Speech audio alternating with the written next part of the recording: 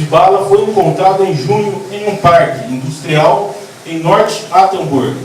A informação é do jornal Boston Globe. A história do ex-jogador de apenas 23 anos também constam 5 acusações no assalto de outro homem, de 27 anos. Na última polêmica que o atleta se envolveu antes de deixar o futebol americano, onde era tratado como uma grande promessa.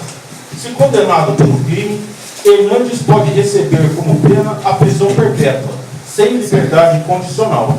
Um amigo do ex-jogador Ernest Wallace também foi indiciado por estar no local do crime e ser cúmplice. Caso Wallace seja condenado, a pena máxima é de 7 anos. O corte de Bristol, na audiência do caso, alegou que, além de Hernandes e seu amigo Ernest, outros envolvidos do crime, conhecido como Lloyd, teria dirigido até o local onde a vítima foi morta. Aí, valeu. Vamos lá, do futebol americano para o futebol regional. Ponte Preta está pior que em 2006, quando caiu pela tabela. Vamos lá, notícias com o repórter Caio. Os jogadores não admitem publicamente. O recém-chegado técnico Jorginho também não, mas o fantasma do rebaixamento já começa a assombrar a Ponte Preta. Os números mostram que a situação atual é mais delicada do que em 2006, quando o time caiu para a Série B. É isso aí. Vamos com notícias agora. Campeonato Brasileiro, Série B, com o nosso amigo Santiago Loureiro. Com a Série B como única competição para o Palmeiras até o fim do ano, a volta para a elite do futebol brasileiro agora é mais que uma obrigação. A equipe tenta hoje, às 21 horas, contra o Ceará em Fortaleza, mais uma página na sua história e esquecer a queda nas oitavas da Copa do Brasil. A derrota para o Atlético Paranaense deixou os jogadores e o presidente Paulo Nobre envergonhados. O time paulista não disputará a Libertadores em 2014, ano do seu centenário. Após a eliminação, Nobre reclamou que a equipe não teve a mesma dedicação de antes e que cobranças seriam feitas internamente. Júlio César e Edmilson não jogam o Paulistão. Não jogam. E Paulão é dúvida. Após sofrer a primeira derrota do Campeonato Brasileiro da Série C, o Guarani não quer dar mais bobeira para conseguir se manter no G4. Mas o técnico Tarcísio Pugliese terá problemas para buscar a reabilitação no próximo sábado contra o Lanterna Barueri, fora de casa. E estas foram as notícias do jornal Campinas Liberal. Até amanhã. Boa noite.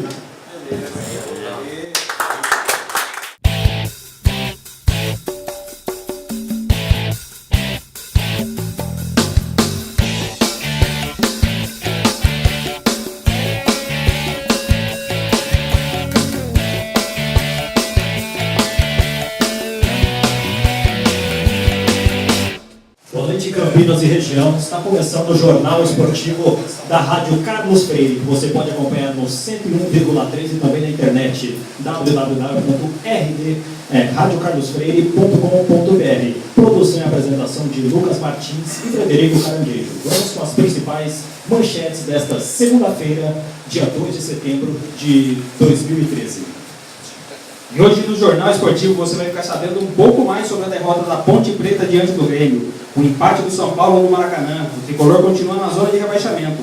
Já o Corinthians goleou o Flamengo no dia que completou 103 anos. No Grand Prix de vôlei, o Brasil se sagrou campeão pela 9ª vez com a seleção feminina. Agora vamos com as principais informações da Ponte Preta com o repórter Vitor. Dar assistências é função de meia, mas nesse sábado um zagueiro deixou Kleber Gladiador na cara do gol.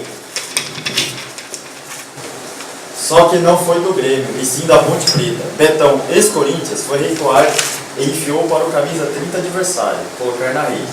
Foi o gol da vitória gremista por 1-0, a quinta seguida dos gaúchos no Brasileirão, pela 17ª rodada. Com 31 pontos, o time de Renato Gaúcho iguala o líder Cruzeiro, sendo vice-líder no saldo de gols. Cabe o tricolor no domingo secar o Cruzeiro contra o Vasco em Belo Horizonte e ainda torcer contra o Botafogo diante do São Paulo no Rio para manter a vice-liderança. Repórter Vitor Reis para o Instituto Carlos Freire. Agora vamos com a análise dos comentários do Thiago a respeito dessa derrota da Ponte Preta para o time do Grêmio em Porto Alegre. Boa noite a todos os ouvintes da Rádio Carlos Freire. A Ponte Preta fez um bom jogo, segurou bem o time do Grêmio, só que com uma falha individual, o Ponte Preta perdeu mais uma partida. Não tem poder de reação, falta meia, falta jogadores. E o Grêmio vai se acertando com o técnico Renato Portaluppi, chegando perto da liderança. É isso aí, Corinthians, completando 103 anos, fez a festa ontem no Pacaembu. O repórter Laurestes, mais informações, Laurestes. Pato Douglas briga e Corinthians goleia o Flamengo em ritmo de parabéns. Toque de Douglas e gol de Pato. Parabéns para você e olé. Em novo jogo inspirado, o Corinthians não teve trabalho para vencer o Flamengo por 4-0, com a dupla participando de todos os gols da partida. Belo presente para a torcida que fez festa no Pacaembu em dia que o clube completou 103 anos de idade.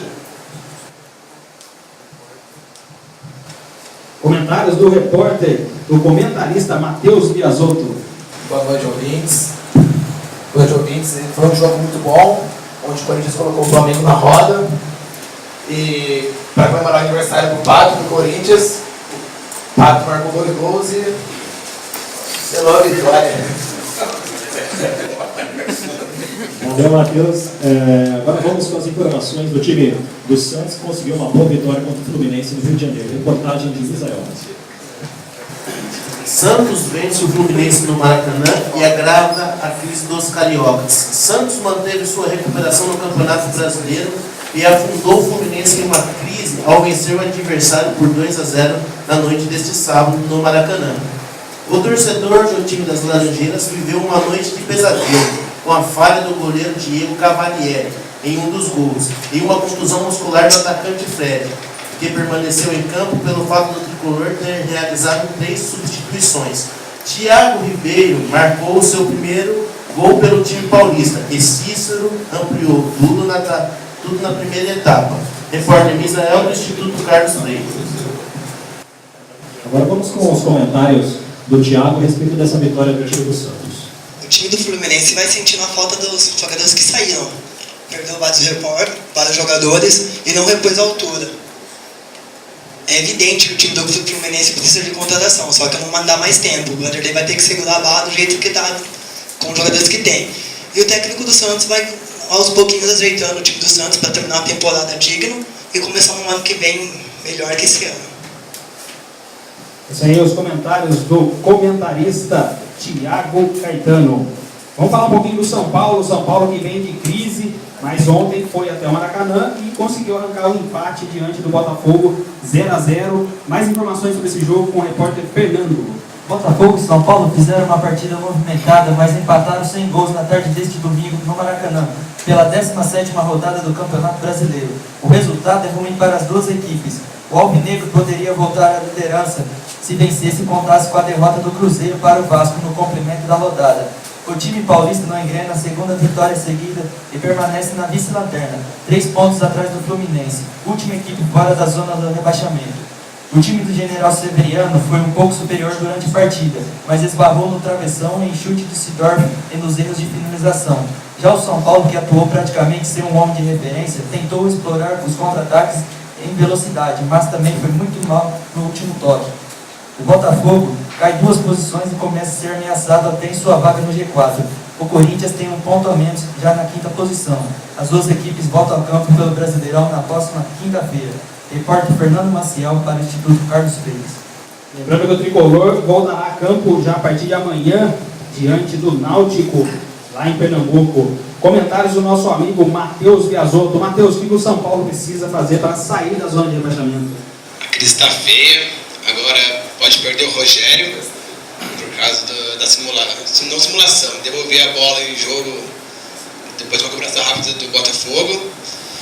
E a coisa está feia, a vitória do Criciúma distanciou um pouco.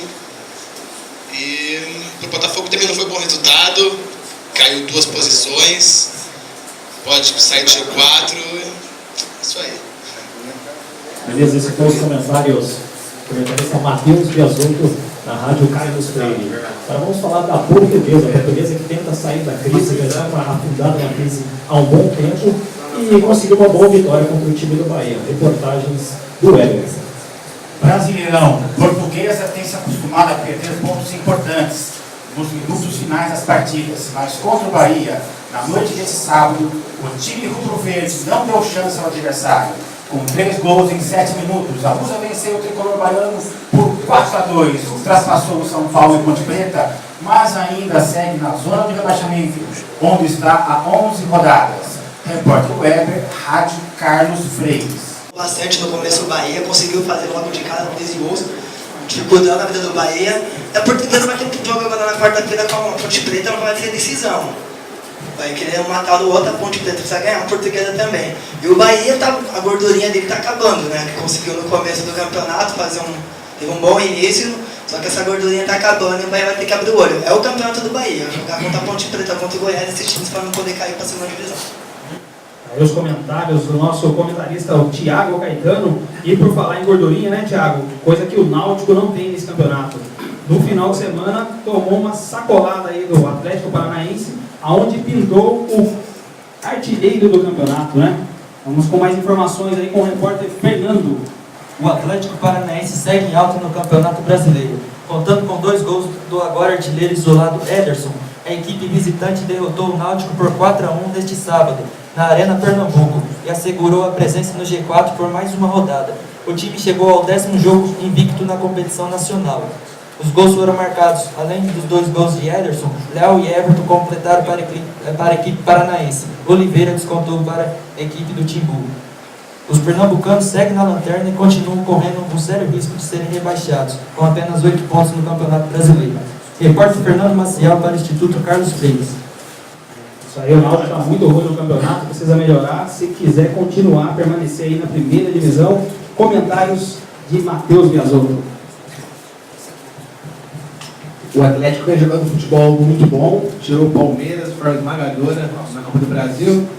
Agora bate no Náutico, está em situação ruim, mas de novo uma goleada, com o Ederson voando em campo. E o Náutico vai esperar a Série B ano que vem. É isso aí, vamos esperar, então vamos ver o que acontece aí, cenas dos próximos capítulos. Agora vamos falar do jogo Goiás e Atlético Mineiro, um jogo que o torcedor pagou os seus pecados indo ao Serra Dourada para ver essa partida. A reportagem é do Maurestes. Tem razão, um pouco esperado do Atlético Mineiro e Goiás apenas empatam e adiam a arrancada no Brasileiro.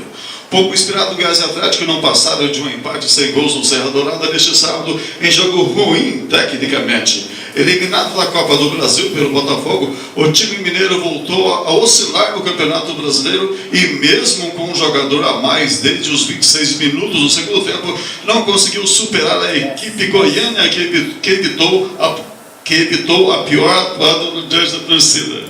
Com o resultado, o Atlético foi aos 20 pontos e permaneceu na 12ª posição na parte intermediária da tabela. O time mineiro completou 100 jogos sem perder na competição, com 2 vitórias e 4 empates. O Goiás, que almejava se aproximar do pelotão da frente, parou na 9ª colocação com 23 pontos. O time goiano também completou 100 jogos invicto no Brasileiro. Laureste de Souza para o Instituto Carlos Freire. Perfeito, é isso aí. Thiago Caetano vai fazer a análise dessa partida. Thiago, o Atlético Mineiro, depois que ganhou na Libertadores, não foi o mesmo time, e o Goiás já começa naquela chamada descendência agora no Campeonato Brasileiro, depois de bons jogos. O que você analisa sobre esse desempenho das duas equipes? O Atlético está bem claro que vai empurrar com a barriga até o final do ano esperando o Mundial. Eles vão tentar somar pontos para chegar, para sair perto da zona de rebaixamento e vai empurrar com a barriga, não sem inspiração nenhuma. Com o jogador a mais não conseguiu vencer o Goiás. E o Goiás é um pontinho a mais. Contra o Atlético, com o adversário teoricamente mais forte, é um ponto a mais para sair de lá de trás também. Aí os comentários de Thiago Caetano. E no Couto Pereira, o Coritiba também ficou no 0-0, foi contra o Internacional. Repórter Misael com mais informações. Coritiba e Internacional são burocráticos e não saem do 0-0. As vitórias seguem longe de Coritiba e Internacional. Neste domingo, no estádio Couto Pereira, os dois times fizeram um jogo cheio de erros e pouca criatividade. Nem a volta de Alex, recuperado de lesão, serviu para salvar o Coritiba. Com o placar, a equipe dirigida por Marquinhos Santos chega aos 25 pontos. Já no Inter, o empate tem um lado positivo, não ter levado gols. mas amplia a série de empates e agora chega a 5 consecutivos. Repórter Misael, do Instituto Carlos Freire. Temos uma chamada aqui, é o repórter Paulo. O repórter Paulo chama diretamente com a notícia. Paulo, por favor. Ex-corintiano entrega Grêmio e vence a quinta. E Grêmio vence a quinta e iguala a pontuação do líder. Dar assistência é função do meia. Mas neste sábado, um zagueiro deixou o Kleber Gladiador na cara do gol. Só que não foi do Grêmio, e sim da Ponte Preta. Betão, ex-Corinthians, foi recuar e enviou para o 30 adversário colocar na rede. Foi o gol da vitória. O gol da vitória gremista por 1-0. A quinta seguida dos gaúchos no Brasileirão pela 7ª rodada. Com 31 pontos, o time de Renato Gaúcho iguala o líder Cruzeiro, sendo o vice no saldo de gols. Grêmio e Cruzeiro estão empatados em pontos e vitórias. Porém, os mineiros têm saldo 19, enquanto os gaúchos apenas 8. Com a vitória deste sábado, os porto-alegrenses têm a maior série consecutiva do Brasileirão 2013. A Ponte, que teve Giovani expulso no começo do segundo tempo, segue na zona de rebaixamento com 15 pontos conquistados. Cabe ao tricolor, no domingo, sequer secar o Cruzeiro contra o Vasco, em Belo Horizonte. Ainda torcer contra o Botafogo diante do São Paulo no Rio, para manter a vice-liderança. O Grêmio foi melhor no primeiro tempo e empatou e ampliou a vantagem logo no começo da segunda etapa. Aos 8 minutos, Giovani cometeu falta dura em Rodolfo. Como já tinha amarelo, o jogador da Ponte foi expulso. Restavam apenas cerca de 40 minutos aos locais, com um jogador a mais em campo. Paulo Giroto, para a ICCF Esporte. Isso aí, muito obrigado, Paulo. Ponte Preta na zona de rebaixamento. Grêmio disputando ali o primeiro lugar junto com o Cruzeiro. Seus comentários, Matheus Biasotto. O time do Grêmio se acertou com as grandes contratações que fez, o técnico. Agora vai embalar para brigar no título até o final. Já a Ponte Preta vai brigar com o Náutico, para ver quem segura a lanterna, porque está difícil. Agora vamos falar do Mundial de Judô. Mudando o futebol agora para o judô, o Brasil teve uma grande campanha, ficou atrás apenas do Japão na classificação das medalhas. É uma grande campanha e as reportagens desse Mundial são de Victor. O Mundial das Mulheres Brasileiras terminou com derrota. A prata no feminina, por equipes, no entanto, é inédita e coroa a melhor campanha do Mundial, que a seleção brasileira já fez na história. O Brasil fechou no sábado como o melhor país nas disputas individuais femininas. Em 7 categorias, as brasileiras subiram ao pódio em 5 delas. Rafaela, 57 quilos, 2 pratas com Érica Miranda, 52 quilos, e Maria Suelen, 78 quilos, e 2 bronzes com Sara Menezes, 48 quilos, e Mara Aguiar, 78 quilos.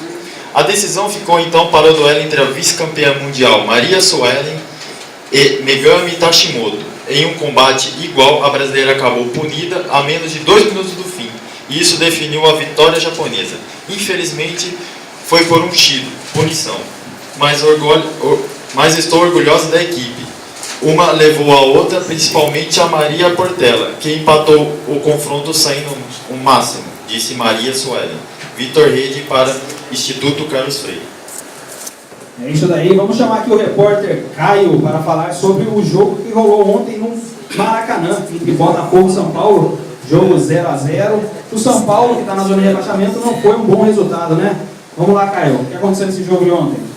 Botafogo e São Paulo fizeram uma partida movimentada, mas empataram sem gols na tarde desse domingo no Maracanã, pela 17ª rodada do Campeonato Brasileiro. O resultado é ruim para as duas equipes. O alvinegro poderia voltar à liderança se vencesse e contasse com a derrota do Cruzeiro para o Vasco no complemento da rodada. O time paulista não engrena a segunda vitória seguida e permanece na vice-lanterna, 3 pontos atrás do Fluminense, última equipe fora da zona de rebaixamento. O time de General Severiano foi um pouco superior durante a partida, mas esbarrou no travessão em chute de Sidor e nos erros de finalização. O São Paulo, que atuou praticamente sem um homem de referência, tentou explorar os contra-ataques em velocidade, mas também foi mal no último toque. O Wellington, o atacante, fez sua estreia, mas teve poucas chances.